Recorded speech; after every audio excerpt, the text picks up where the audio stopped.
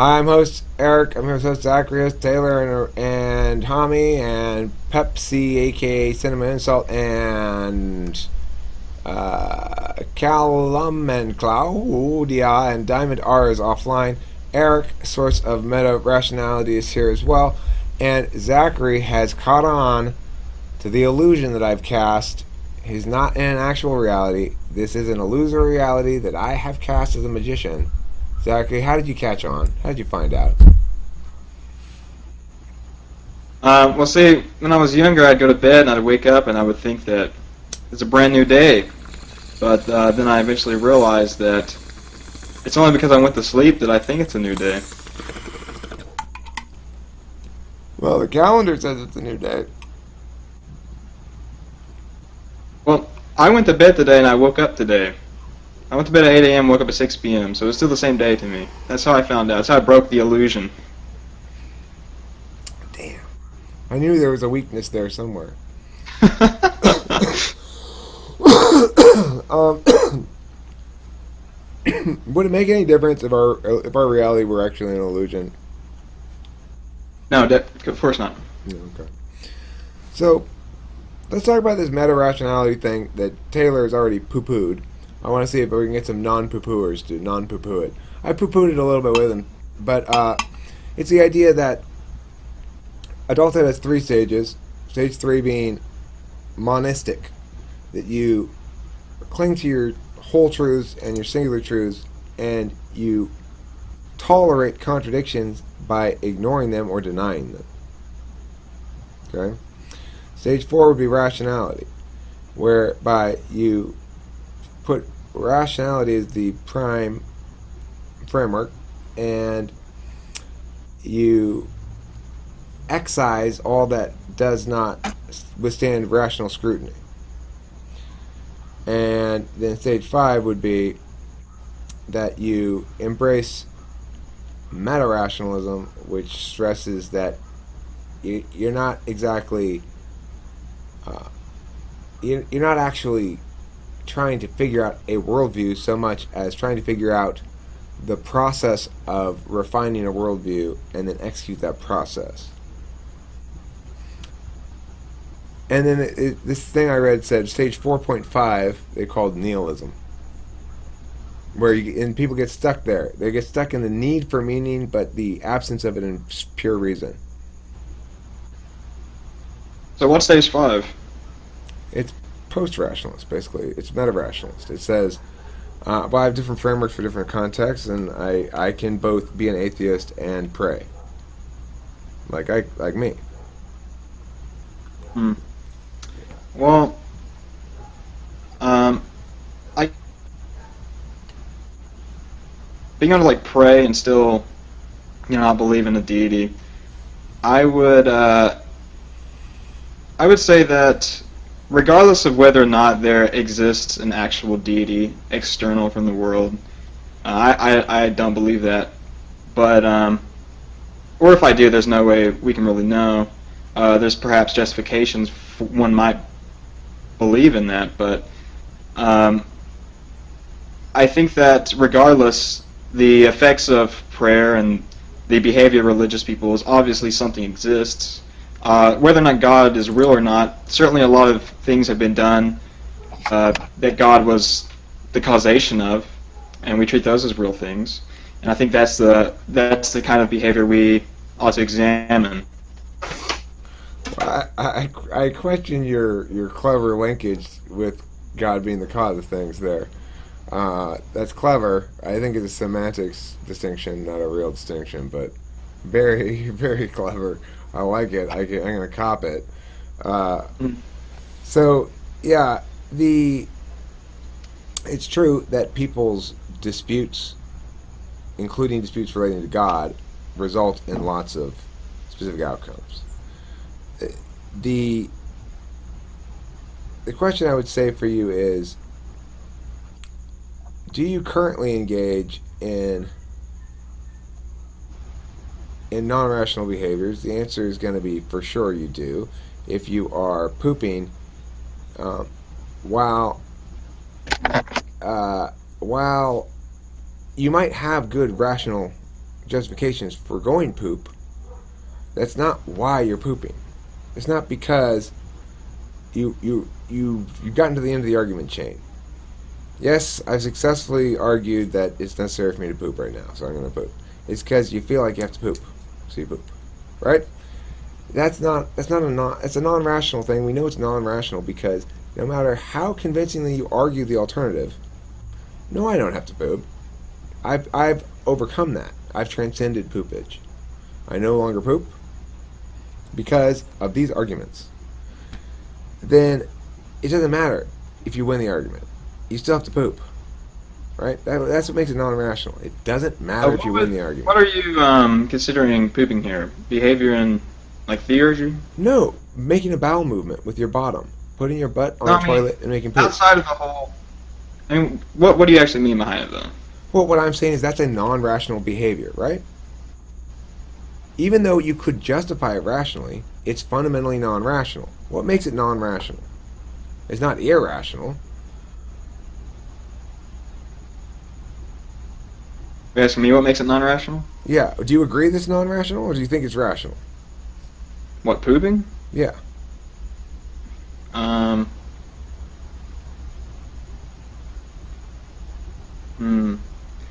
Well, I think I get where you're going. Where Can it's people like in a coma poop?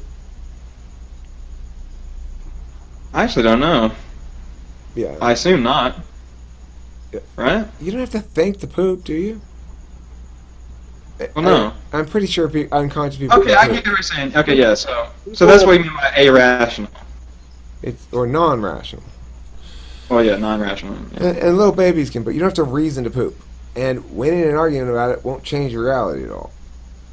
Whereas rational stuff, it means that it withstands the process of argumentation to be reasoned out. And so it's why so many rational people are so much more prone towards negating things than affirming things. It's much easier to explain why something's wrong than it is to explain why it's right. It's much easier to break apart somebody else's bad claims than it is to establish your own good claims. So rationalists tend to be relativists because they break apart everything and they can't find anything solid to stand on that doesn't break apart. My basic position is that meta-rationalism, to the extent that it refers to something legitimate, it represents a couple of things. One, the tendency of certain people who don't necessarily agree with each other on specifics to not disagree with one another in a sense of extended battles, because it's an awareness of where the actual point of disputes lie. So if there's a point of dispute that is simply one of degree, like, well, we both agree that some amount of this constraint should occur, but not that much constraint, and we're both agreeing that these are the metrics we're using to determine how much for each of us, and neither of us want to change the metric, there's no definitive reason why either of us should, then that's the point of disagreement. There's no further point of talking about it. It's irrelevant to talk about it, right? Because you've narrowed the point down to exactly where you disagree and why. And in certain circumstances, there will be things that are non-resolvable that can be points of disagreement. For non-resolvable points of disagreement, there's no further point in discussing it if both parties understand that's what it is. If both parties understand that the reason that we're disagreeing is because of a prioritization conflict. I prioritize X over Y, you prioritize Z over A, and in this instance, if you prioritize X, you come to this conclusion. If you prioritize Z, you come to this conclusion. Now, we could dispute this point about whether or not we should prioritize X over Z. Here's why I prioritize X in this context, and you give me another reason that's equally valid, and there's no really contrast between them in terms of determining which is more right. Then, at that point, you found a difference of subjective perspective that can't be resolved through reason. And this is why you need a meta reason, because we have a lot of big arguments, and sometimes they escalate to yelling and stuff. I do with people, and it's not because I disagree with their position, right? It's because they're asserting positions without understanding why they got there, how they got there, and they're asserting positions as somehow with the presentation that this position doesn't have to defeat your points to still be true, or to still have ground in the round. So that's what causes me to escalate. And I'm not a rationalist. They wouldn't do that according to this thing I read because they are understanding in the way I indicated.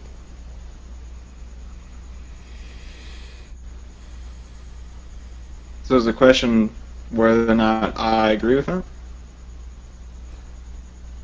Well, I guess I would say we normally think of things as being rational, non-rational, and irrational. Do you have any insight into the distinction between that which is rational, non-rational, and irrational based on what I just said? And or Taylor, do you have any thoughts on that? Well, I guess I would say that regarding I guess the pooping thing is an interesting way to put it, where it's like you can reduce the act of engaging in pooping to its constituents, right? You can reduce it down to why exactly you poop, and you can realize it, but the immediate experience of I still have to poop is obviously present. So it's not necessarily the opposite of rationalization that would result in this non-rational ontology, I guess.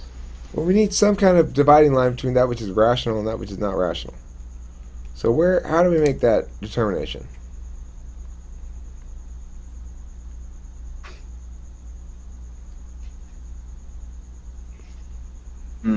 My definition is that which is subject to argumentation.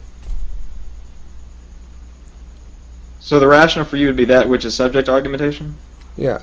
So for example, and so the things that aren't subject are irrational? Well, they're either irrational or non-rational. And whether they're irrational or non-rational I think irrational is best defined as the assertion of rational justification for that which without adequate cause, basically. Like, if I assert that this thing is I hold my belief because it's the most correct belief. What I should mean by that is I hold this belief because it best withstands scrutiny. But I probably don't mean that. In fact, I probably haven't considered all the arguments about it, and I probably haven't tried arguing the other side. If I'm any average person in America, pretty much, right?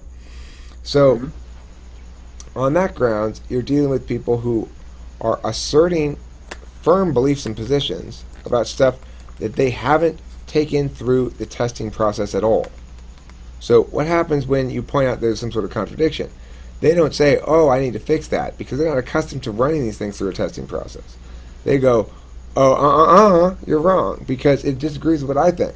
But they don't say that because they've learned that that is not a good way to respond. Not because they're actually, so they attempt something that sounds like reason, but it's just in defense of obvious contradictions. That's what the site that I read would call level 3, right? That it's monistic. That it tolerates contradictions by denying them or by fighting against them or what, I don't know, something like that. So the point being then that as you go into reason, you turn the shift away from defending, and it's basically af, neg, af, okay? You go neg in the reason area where you learn to excise shit that's bad. You learn to attack bad shit, and you hold everything to that standard. And then you've got to be able to go af again in level 5. That's the best way to look at it. In life, you need to go af, neg, af, unavoidably, as adults. You got to affirm something when you're young and idealistic. You got to negate shit when you get older and you get smarter. And then you got to affirm shit again if you want to become actualized. And it's really that simple. If you're not believing in something, you're not affirming anything, you got nothing to ascribe grand meaning to. Not just fucking petty, shitty meaning. Then you're not there yet. 3 I definitely weeks, think just because prominent. 3 weeks. If you're not already at level 5 by next week, you're never going to get to level 7. I haven't even told you about level 7 yet. Level 7, you get superpowers. You get to shoot lightning, all kinds of shit. It's crazy. Wait, so let me get this straight. So, they after before the nihilist period, or is the nihilist is fourth period, 4.5. right? That's 4.5. That's between So rationalist fourth and... is like sort of like the scrutinizing, negating. Right. Yeah, I definitely think that you could pretty much affirm any type of idea or belief, but juxtapositioning that towards its opposite, almost like sort of a dialectic, is necessary to annihilate the elements that don't withstand scrutiny. And that's definitely the best way to come to what is knowledge, or what is, I guess, rational. And so the fifth stage in this paradigm would be understanding that you can still engage in behaviors that are irrational or non-rational. Is that right? I think it sees the conclusions that we place so much importance on when they are derived rationally, and we say, okay, this you can stomp on, it's not going anywhere. We as rationalists tend to put a lot of weight on those things, right? But my position is that they need to be properly positioned as fixed objects in a flexible set of frameworks, or basically, like, you need to go up a set. So instead of employing this conclusion because this belief makes sense, you employ this framework of beliefs and then that setup within that framework, because you understand that in any given situation, it's not necessarily the wisest choice to make the most rational choice. And that may be you might say that's definitionally impossible, right? Or I don't know. What do you think? Is it necessarily the wisest choice to make the most rational choice?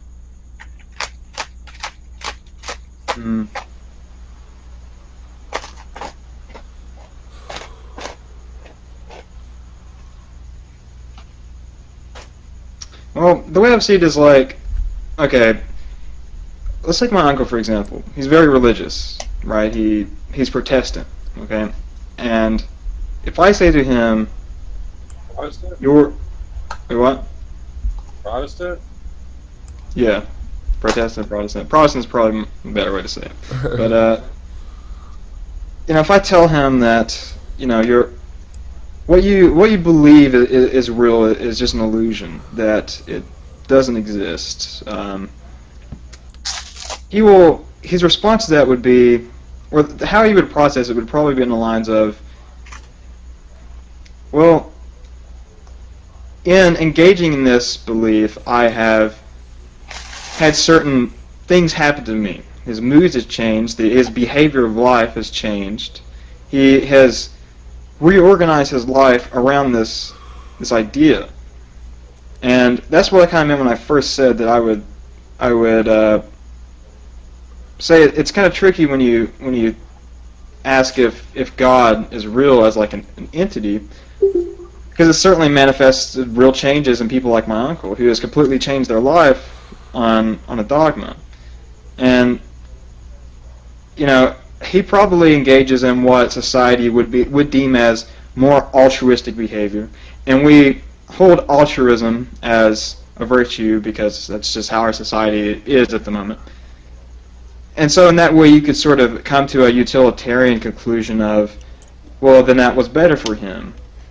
So if you followed that type of framework, I suppose it would be justified in saying that for him it would be better for him to engage in a non-rational or perhaps irrational behavior.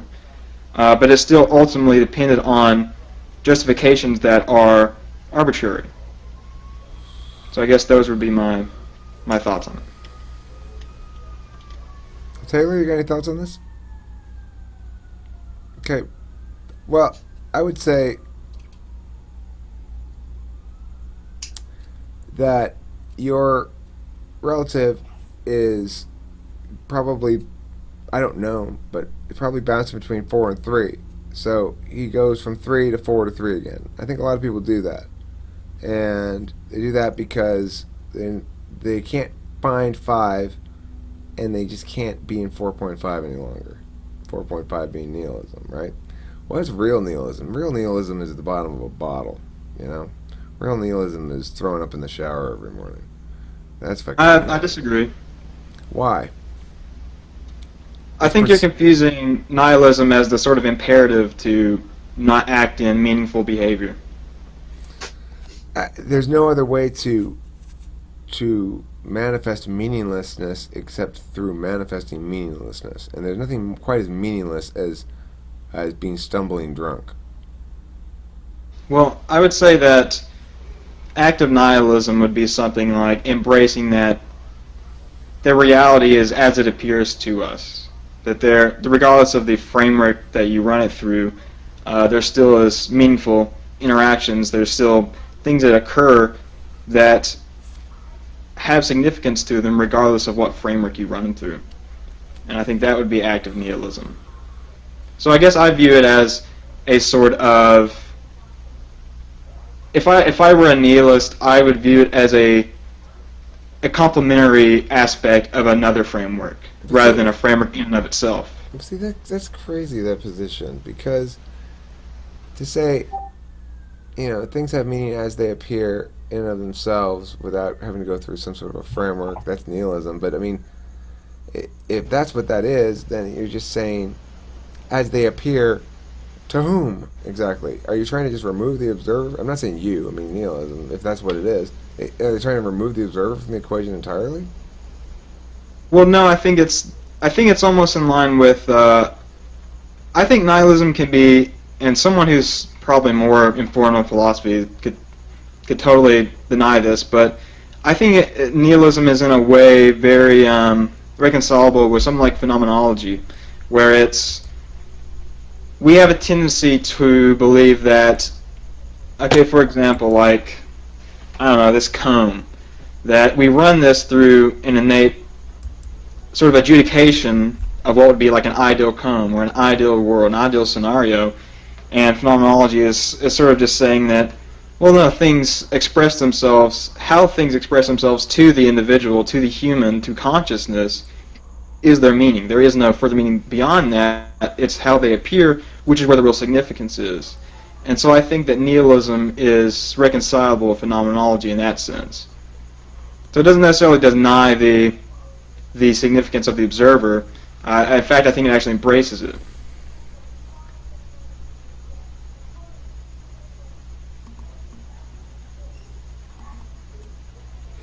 Well, I mean, observer-contained metaphysics seem kind of a given. I don't see how that's making any new ground. The fact that one positions things outside of oneself doesn't. The distinction being made between objectively so and non-objectively so, subjectively so, it fails to account for metaphysical realities, right? That there are lots of metaphysical things that, however you're going to be defining your objective subjectivity division, defy it. So, why exactly ought we prioritize this observation that metaphysics are contained within observers to mean something other than, and here's her first step on the path.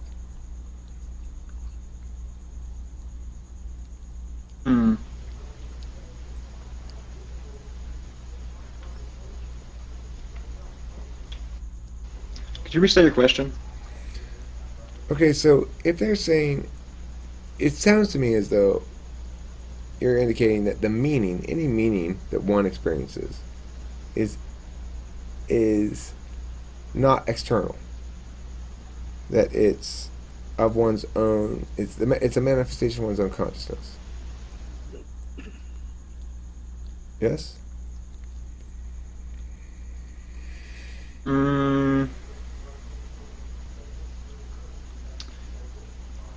I'm gonna say yes. Okay. But I don't understand what that infers. What does that? It doesn't seem to imply anything. And what should we infer from that?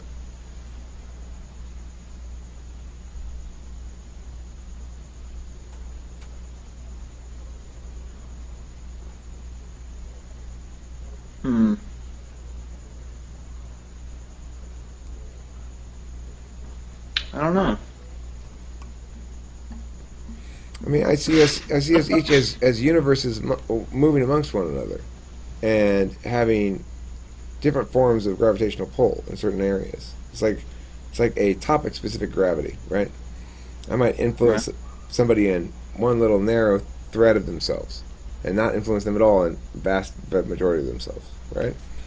So, as our universes pass by each other, they share, they mate, they mate intellectually, and we end up with new ideas getting all mushed in together into this sort of like amalgam of understanding of how humans interact with the metaphysical world. Because we definitely do. We're interacting with it right now. We're talking about all of the things that the nihilists say are meaningless, and yet they're really, to me, the only things that really matter, the big questions and the things in preventing fucked up shit, right? Like the cops just killing everybody left and right. That would be a good thing to prevent. Oh my God, he's got a feather. Let's shoot him 50 times. Well, I think the terrified. That would be that. I think the nihilist response to that would be that, for example, saying that, or making a claim that like life is sacred, it's just sort of like an intuition that has no grounding outside of the like an intuitive framework or a non-rational framework. Why does intuitive consensus have less validity when it's on metaphysical grounds such as morality? That this is intuitively appalling would seem a satisfactory warrant. Well, I do think it's a satisfactory warrant. That's why you win $1 million. You got it right. Yes! You got the right I knew I would one day be able to get compensated for reading.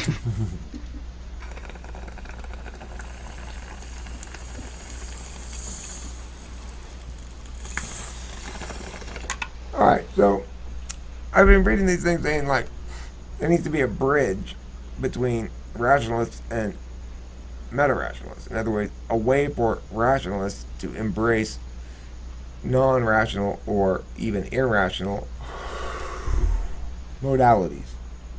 Let's call it. My point is, I would say though, I don't think it's a stage. I think saying it as a stage sort of implies that it would be some sort of progression, where I don't think that's necessarily true. that's what the thing says. Now, the thing says people do progress from 3 to 4 to 5, but and you don't go from 2, which is a childhood stage, and 1 is also a childhood stage. These are reason stages of adulthood. You don't go from 3, skip 4, and go to 5. It's not possible because you've got to learn the methodologies of reason, which makes sense, right? But see, the thing is, I think the answer is already in place. The answer is twofold. One, it's prioritize the process of discursive argumentation as a means of adjudicating any given particular policy proposal, with, in conjunction with that, an understanding that there has to be a sort of meta-framework consensus that at the end of the day, we all respect the fact that in a given circumstance, it may be necessary to shift frameworks and evaluate it in some other framework than the one that we prefer, and our argument should be the default. I think it matters a lot what the default framework should be. I think it also matters a lot that it not be absolutist in practice, that the absolutism be, it gives us an absolute piece of guidance about what morality, the best consensus we can get to it, is going to look like. Then that's the best consensus we can get. Now, we may have to deviate from that course. We may choose, for a variety of reasons, to deviate from that course, and maybe there's value even in just deviating from that course simply because the majority want us to, right? Well, I would say that the model seems to be beyond rationalism, but the idea of an evolution of thought, or an evolution of way you cognize frameworks, or the way you render frameworks, is sort of like an evolutionary assertion or an assumption, where it's like it fails to account that emergent phenomena, such as like consciousness, doesn't assume directive authority over its constituents, and that although it can still abide by the physical laws within that govern the relations of the constituents, that the emergent phenomenon would be subject to that. So for example, I think that you could engage in rational behavior before you engage in irrational, such as like, I mean, obviously someone can engage in or be inclined towards mathematics or something like that early on in life, as opposed to, believing in God. Maybe they find belief in God later on in life, in like, the 30-year-old or something. And so I think it's possible to retract back, like you said. Maybe my uncle does. Maybe he retracts back into the early stages. So I think it's pointless to view it as like a stage. I think it's more of like an observation of how one might intuit frameworks or go about engaging in them. Well, and the other thing I heard suggested by the guy who wrote this was that we perceive it as behaving in one of those stages in any given circumstance. That people behave in different circumstances by a different, like in certain areas I might be really attached to my frameworks and I'm going to behave like a 3 no matter what. Like protecting my little dog, I might make lots of irrational decisions like I did last night because I did something stupid, as I've done many, many times. I left her someplace because I let her get out of the car with me. She's small. I forget about her. I'm doing 2 different things at the same time. I'm going to the bank and calling Abraham, and I left her at the bank. So then I left her at the bank. I went to go to the ATM. She got out with me, and then I got back in the car and drove away, leaving her at the bank. And I went to the supermarket. I did some shopping, and then as I was in line to go leave the supermarket, I was like, "Fuck! I left Lacey at the bank." Now, this is not the first time I've left her someplace. Fortunately, is why I have her for 14 years. She's a really good dog. And so I knew that the highest probability was I was going to drive back there and she's going to be waiting right by the ATM. And I went there back, and it was probably 45 minutes after I'd left her at the bank. And by the time I got back there, she was waiting right at the door of the bank. Not by the ATM, but she was waiting at the door. She's learned that wherever... She can't tell the bank's closed. I've determined that. She doesn't know the bank's closed. So she just thinks I'm going to come out that door. And then I drive up, and I'm like, "Oh, come on, Lacey." And she gets in the car. And for her, that's a confirmation. Yep, if I wait by the door, he's going to come. Because she has a different understanding of causality, I think. I think she thinks waiting by the door makes me drive up, maybe. I don't know. So, anyway, the thing is, then after that, though, I went on another errand, in which it was an errand which I knew I wasn't going to let her out of the car, right? I knew I wasn't going to let her because it wasn't that kind of errand. It wasn't the kind of errand where she does get out with me. And yet I still didn't let her go in the car with me because no reason except I was erring on the side of caution to no positive impact because I just freaked myself out by doing that stupid shit again. And, as soon as she gets in the car, I burst into tears, of course. Delilah got a fucking postcard in the mail today that was addressed to Dixie, the cat. It says Dixie Strauss. It was from the vet. She looked at it, turned over. "It's addressed to Dixie!" And she burst into fucking tears. She sobbed. It's like, why? Animals do that. Why? I don't know. But the point is, whatever the point is, that's it. Wait, Eric, can you link the document or page? I can't even find. Who gave it to me? It's Eric. Eric INFJ, famous person Eric. He's the one who sent me the link. He sent it here, which is a shitty place to link things to because I can't keep it. I can't represent it later. I can't even copy and paste from the chat here because it's prioritizing privacy or something. I just want to respond real quick. I hope we didn't in the video, but they said that how is intuition a possible truth of reality? Well, it's impossible to speak about reality without intuitions of it. That would be my response to that.